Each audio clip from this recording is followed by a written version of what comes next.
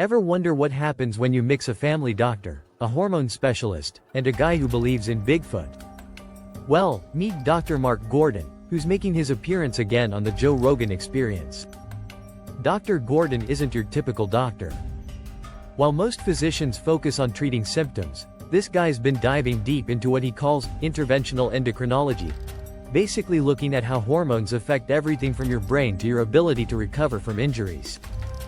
He's particularly known for his groundbreaking work with traumatic brain injury patients, especially military veterans.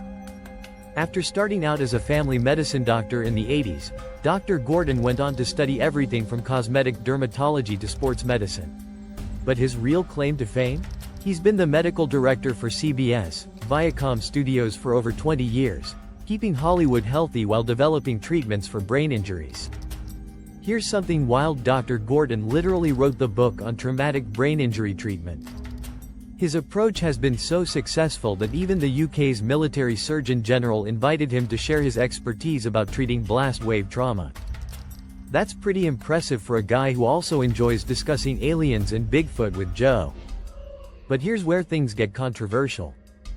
In this episode, Dr. Gordon starts off by claiming that Trump derangement syndrome is a real neurological disorder that can be treated with supplements.